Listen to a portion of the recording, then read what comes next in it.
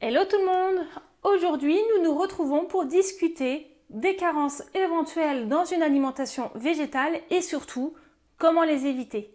A tout de suite! Afin d'éviter d'éventuelles carences dans une alimentation végétale, nous allons devoir faire plus précisément attention notamment à la vitamine B12 et aux oligo-éléments suivants, donc le fer, le zinc et l'iode. Ce sont les 3 oligo-éléments que l'on retrouve de manière plus difficile ou moins assimilable pour l'organisme quand ils sont issus de produits végétaux. Nous allons commencer par la vitamine B12, qui est la plus difficile à trouver dans une alimentation végétale, tout simplement parce qu'il n'y en a pas. Je vous parle dans un premier temps du groupe Facebook Vive la B12 qui va pouvoir vous donner beaucoup plus de renseignements malgré que mon fichier soit déjà bien clair à ce sujet-là. Si vous avez la moindre question, vous pouvez me contacter naturellement. Vous pouvez également les contacter, ils vous répondront. Ils ont également un site internet et ils sont vraiment spécialisés dans cette vitamine B12 que nous ne trouvons pas dans l'alimentation végétale. Ils vont pouvoir vous donner les doses minimales qui sont 10 microgrammes par jour ou 2000 microgrammes par semaine ou 5000 microgrammes toutes les 15 jours pour un enfant à partir de 12 ans ou un adulte. Pour un enfant de 2 à 12 ans, il faudra le complémenter à hauteur de 5 microgrammes par jour ou 1000 microgrammes par semaine ou 2000 microgrammes par quinzaine. Et également pour les enfants de 6 mois à 24 mois, il faudra les supplémenter à hauteur de 2,5 microgrammes par jour, de 500 microgrammes par semaine ou de 1000 microgrammes par quinzaine. Il n'y a pas dans l'alimentation végétale de B12, sauf si celle-ci a été rajoutée, enrichie en cyanocobalaminE. CyanocobalaminE ou cobalamine est la vitamine B12.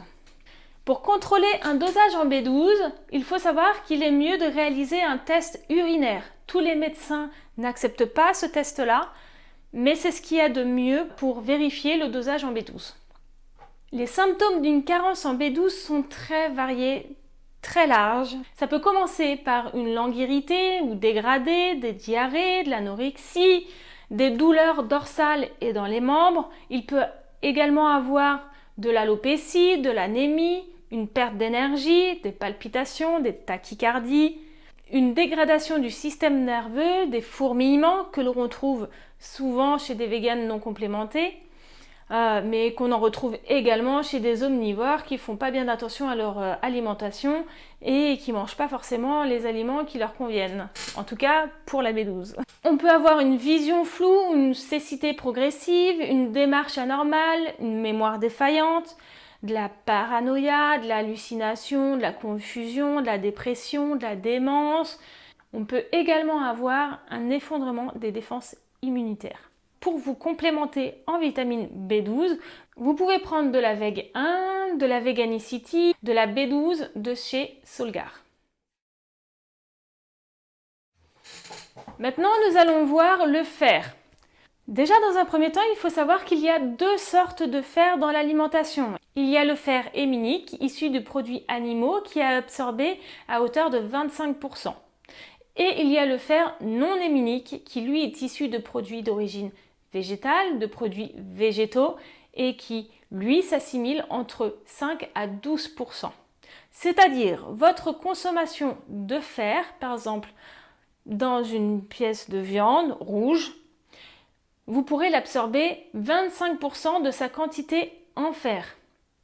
Pour le fer non héminique, contenu notamment dans la spiruline par exemple, vous allez absorber 5 à 12% de sa concentration en fer.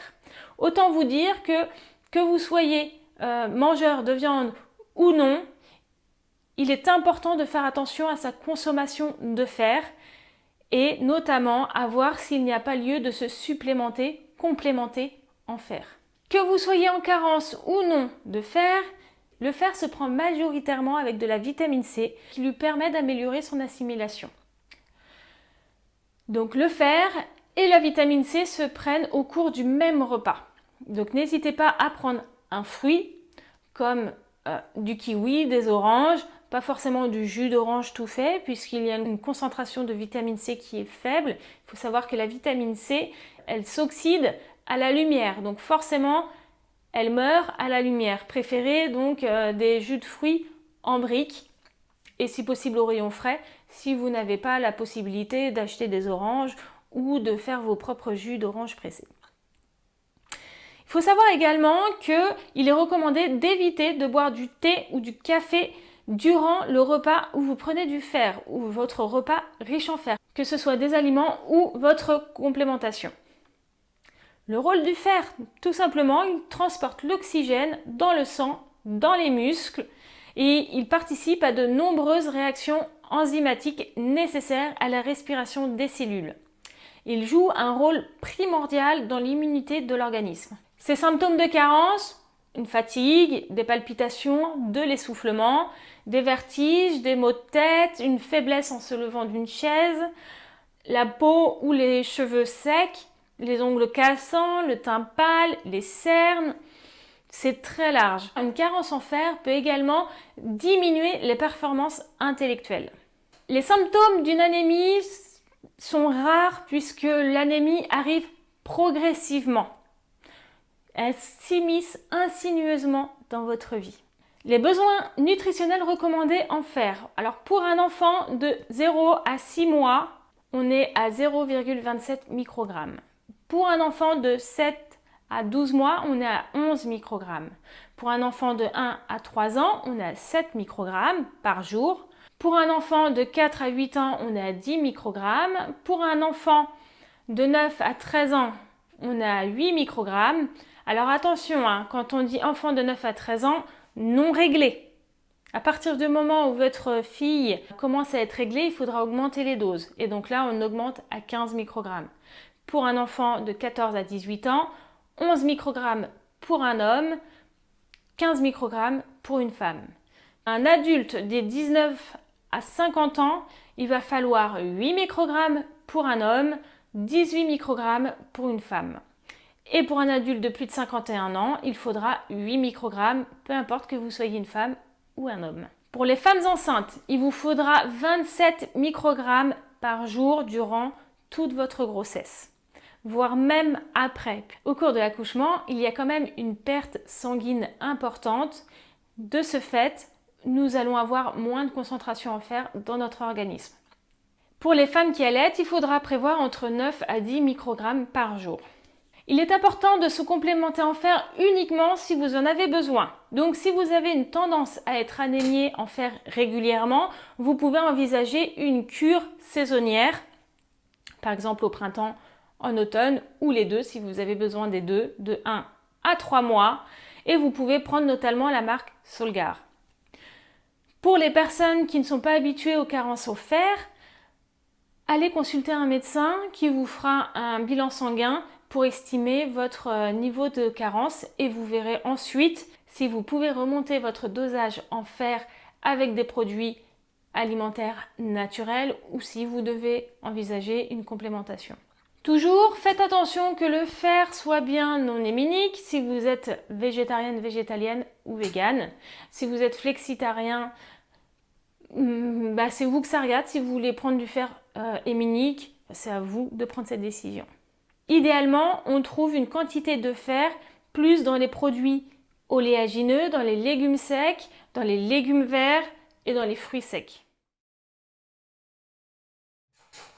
Maintenant, nous allons voir le zinc. Le zinc est un élément essentiel à l'organisme.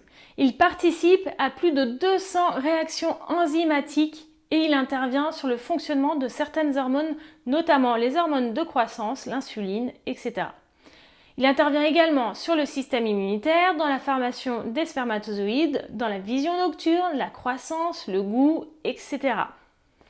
En général, le corps absorbe entre 15 à 40% du zinc contenu dans l'alimentation. Pour les besoins journaliers recommandés en zinc, il est de 2 à 5 microgrammes pour un enfant de 0 à 12 mois. Il est de 3 à 10 microgrammes jusqu'à 10 ans. Il est de 8 à 15 microgrammes pour un adolescent ou un adulte et il est entre 11 à 20 microgrammes pour une femme enceinte et ou allaitante. Dans l'alimentation végétarienne, on retrouve du zinc surtout dans les fromages et les œufs. Pour l'alimentation végétale, on va en trouver dans les fruits à coque, dans le cacao amer, dans les céréales complètes et dans les légumes secs.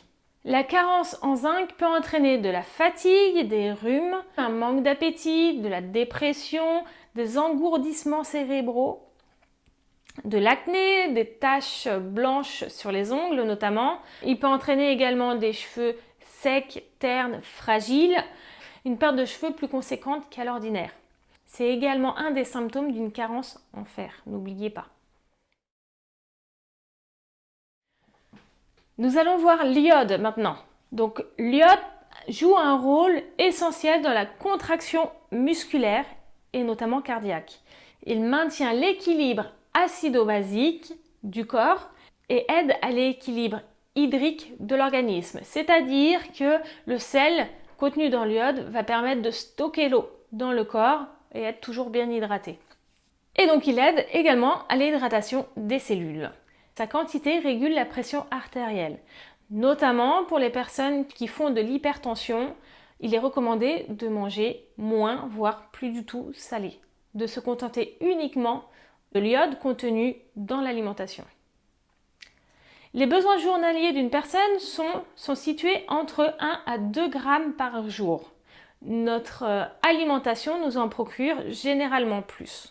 Nous retrouvons de l'iode dans les sels de table enrichis en iode, dans les eaux minérales, dans les algues, dans les pommes de terre, etc. Les symptômes d'une éventuelle carence sont étroitement liés aux symptômes d'une hypothyroïdie, notamment un goitre, une fatigue, un manque d'énergie, une dépression, des troubles de la mémoire, de la frilosité, une prise de poids, des chutes de cheveux, une baisse du rythme cardiaque, de la constipation, des règles abondantes et irrégulières, des crampes, etc.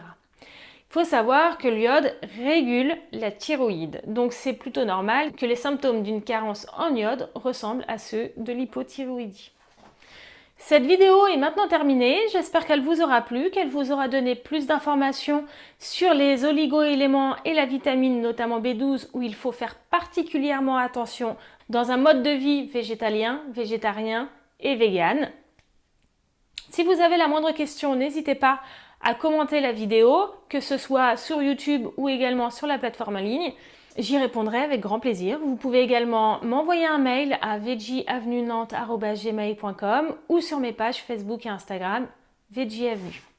Je vous souhaite une très bonne fin de journée. À bientôt. Au revoir.